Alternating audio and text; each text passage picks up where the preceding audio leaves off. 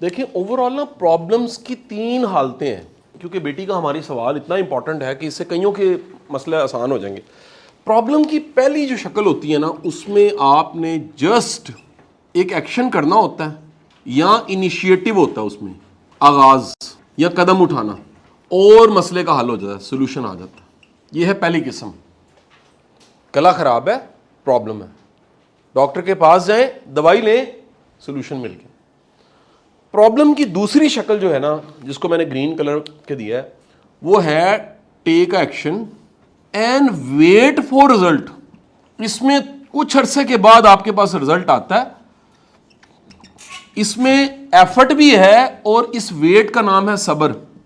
تیسری قسم کا صرف ایک جواب ہے، وہ ہے قبول کرنا اور ڈی اٹیچ ہو جانا۔ یہاں صرف آپ نے 2 کام کرنے ہیں کہ یہاں تو مان لیں کئی بہنیں آتی ہیں جی 4 بچے ہیں، میں کمانا نہیں جانتی، نہ مجھے کمانا آتا ہے، خامد ہی ہے لیکن کٹ بھی بڑی چڑھاتا ہے، میں کیا کروں؟ میں کہتا ہوں یہاں تو سیلف امپاورڈ ہو، رستہ لے لیں۔ اللہ کو پسند نہیں ہے طلاق، لیکن شرعی رستہ ہے کہ آپ علیحدہ ہو جائیں۔ اگر نہیں، یعنی قبول نہیں کر سکتے، ڈی اٹیچ ہوں، سیلف امپاورڈ ہوں ٹوٹلی آپ۔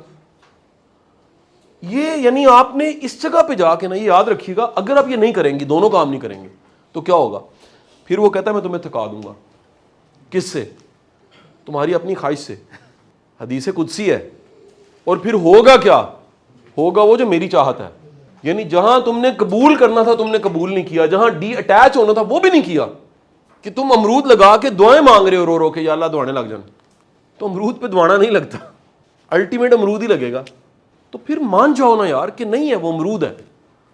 یہ جو 15 سال کی تھکاوٹ ہے، دراصل یہ کیا ہے؟ یہ بیسیکلی پرنسپلی غلط ہو رہا ہے۔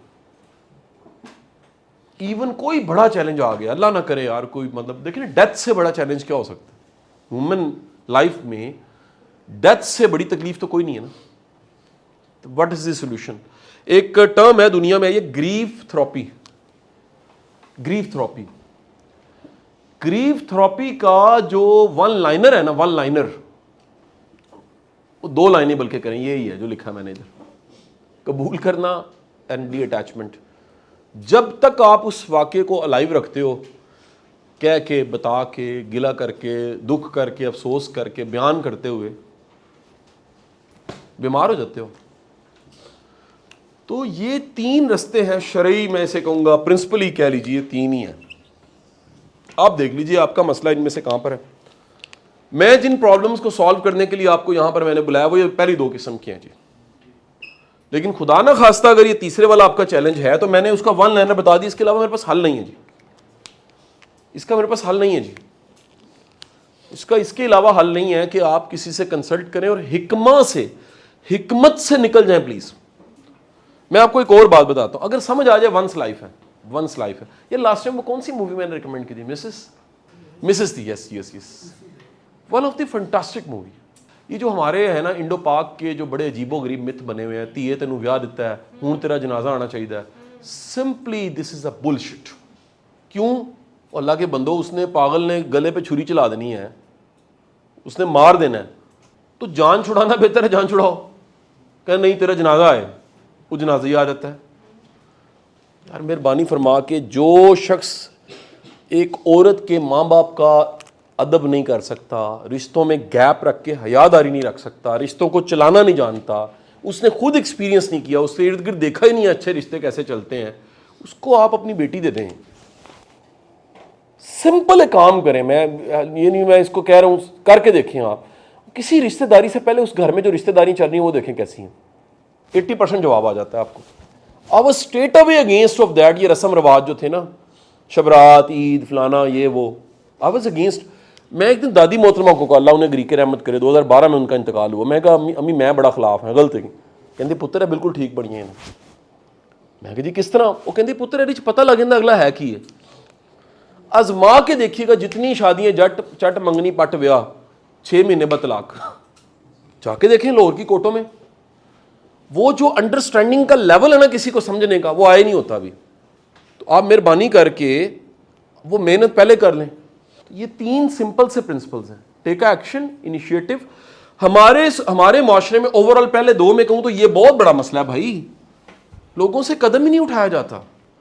اس طرح کی ورکشاپ سیمینارز، سر اگر آپ میں کوئی قدم اٹھانے کی ضرورت ہی پیدا کر دیں کہ یہاں سے جانے کے بعد اب قدم اٹھائیں اور کچھ سالوں بعد واپس آئیں، آپ کہیں سر میں اکیلا بندہ تھا، سر اب میرے پاس بزنس ہے اور 20 بندے کام کر رہے ہیں. یار میں یہ سننا چاہتا ہوں نا، ممکن انیشیٹو ہو، ایک قدم اٹھائیں، آپ کرتے کرتے کرتے کہیں پہنچ جائیں. آپ نے پرابلم لکھی ہے، اس پہ سوال اٹھائیں اکیلے بیٹھ کے کہ پرابلم میرے پاس ہی کیوں آئی ہے، اس پرابلم کا کوئی اور بھی شکار ہے، اس نے کیا کیا ہے، پرابلمز جو ہیں وہ کیا کرتی ہیں، پرابلمز اس میں میرے لیے کوئی حکمت اللہ کی طرف سے کیا ہے.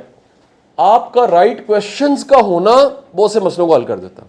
دنیا میں کاؤنسلنگ کو جو نئے آئے نا بڑے لوگ اس کام میں، وہ سمجھتے ہیں لیکچر دینا ہے، نصیحت کرنا کاؤنسلنگ ہے. نہیں، رائٹ کویشچنز کرنا کاؤنسلنگ ہے. اس کو رائٹ کویشچن کرتے کرتے کرتے اسی کی باتوں میں سے ایک جواب نکل آتا ہے، اس کو پتا ہوتا ہے، صرف اس نے نیرو نہیں کیا ہوتا.